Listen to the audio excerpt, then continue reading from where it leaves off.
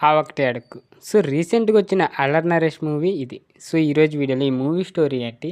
ఈ మూవీలో ఉన్న ప్లస్ పాయింట్స్ ఏంటి? మైనస్ పాయింట్స్ ఏంటి? అసలు స్టోరీ ఏంటి?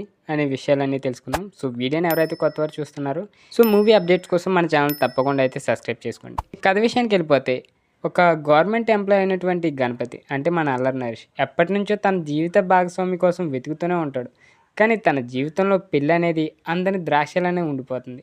ఈ క్రమంలో ఒక మ్యాట్రిమోనీని అయితే సంప్రదిస్తాడు.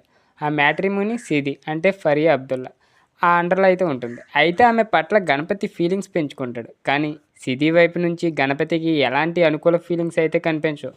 పైగా ఆమె విషయంలో ఒక షాకింగ్ నిజాన్ని కూడా తను తెలుసుకుంటాడు. మరి ఆ నిజం ఏంటి? ఇంతకు గణపతి పెళ్ళవుతుందా లేదా? అయితే ఎవరితో అవుతుంది అనేది తెలియాలంటే ఈ మూవీ చూస్తే మీకు అర్థమైపోద్ది. ఇక ఈ మూవీ ప్లస్ పాయింట్స్ వచ్చేసి ఈ సినిమాతో అల్లరి నరేష్ నుంచి చాలా కాలంగా మిస్ అవుతున్న కామెడీ సీన్స్ కానీ తన టైమింగ్ కానీ మళ్ళీ చూడొచ్చు అనిపిస్తుంది. తన నుంచి ఈ ఎలిమెంట్స్ ఆశించేవారు హ్యాపీ ఫీల్ అవుతారు. అలాగే పలు డైలాగ్స్ కానీ ఎమోషనల్ సీన్స్లో కానీ తన పర్ఫార్మెన్స్ నీట్గా అయితే కంపోజ్డ్గా అయితే కనిపిస్తుంది. ఇక హీరోయిన్ ఫరియా అబ్దుల్లా అయితే ఈ సినిమాలో తన రోల్లో ఇంప్రెస్ చేస్తుంది. ఒక డీసెంట్ క్యారెక్టర్లో అయితే కొత్త కోణంలో ఈ సినిమాలో అయితే మనకు కనిపిస్తుంది. అలాగే నరేష్తో తెరపై ఇద్దరు ప్రెజెంట్స్ అయితే నడుమ సీన్స్ అన్నీ బాగానే ఉంటాయి. సో ఇక వీరితో పాటు హర్షజముడు, వెన్నెల కిషోర్ తదితరుల తమ పాత్ర న్యాయం చేశారని చెప్పొచ్చు. ఇంకా సినిమాలో కొన్ని కామెడీ సీన్స్ అయితే నీట్గా మెప్పించేలా ఉన్నాయి. వీటితో పాటుగా సినిమాలో ప్రధానంగా కనిపించే ప్రస్తుత రోజుల్లో కనిపించే మోడ్రన్ కుటుంబ సమస్యలు, పెళ్లి సంబంధిత ఇచ్చిన సందేశం కూడా చాలా డీసెంట్గా అనిపిస్తుంది.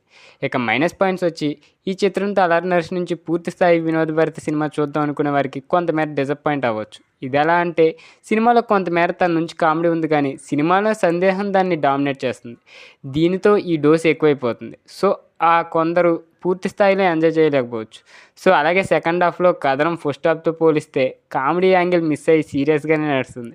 ఇక వీటితో పాటు సెకండ్ హాఫ్ మరీ అంత ఎంగేజ్గా అనిపించదు. కల్పలత, జామీ లీవర్ని పాత్రల్ని మరింత బలమైన ఎమోషన్తో అయితే ప్రజెంట్ చేయాల్సింది. ఇంకా వెన్నెల కిషోర్, వైవార్షల్ వారి కామెడీ టైమింగ్ని ఇంకాస్త ఎక్కువ వాడుకుని ఉంటే బాగుండేది. ఇంకా క్లైమాక్స్ పోర్షన్ కొంచెం వీక్గా అనిపిస్తుంది. ఇక ఈ విషయంలో కొంచెం జాగ్రత్త వహించాల్సింది. ఇక టెక్నిక్ పరంగా అయితే ఈ సినిమాలో నిర్మాణ విలువలు అయితే చాలా బాగున్నాయి. ఇక సాంకేతిక సిబ్బందిలో గోపి సుందర్ మ్యూజిక్ అయితే బాగానే ఉంది. అలాగే సూర్య సినిమాటోగ్రఫీ కూడా బాగుంది. చోటా కనాడ్ ప్రసాద్ ఎడిటింగ్ కూడా పర్వాలేదు. ఇక డెబ్యూ దర్శకుడు అంకం మళ్ళీ విషయానికి వస్తే తాను డీసెంట్ సబ్జెక్ట్ని పట్టుకున్నారు. అలాగే కామెడీతో ఆ సందేహాన్ని చెప్పే ప్రయత్నంలో రెండు సరిగ్గా బ్యాలెన్స్ అవ్వనట్టు అనిపిస్తుంది.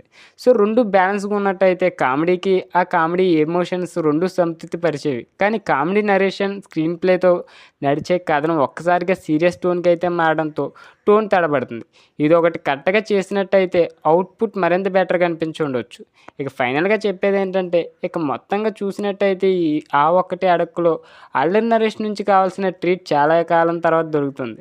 సో తనతో పాటు ఫరియా అబ్దుల్లా కూడా తన రోల్ని అయితే మెప్పించింది. అక్కడక్కడ డీసెంట్ కామెడీ బాగున్నాయి కానీ పూర్తి స్థాయిలో కథనం ఆకట్టుకోదు. కొంతమేర స్లోగా కొన్ని సీన్స్ బ్యాలెన్స్గా లేకుండా అనిపిస్తాయి.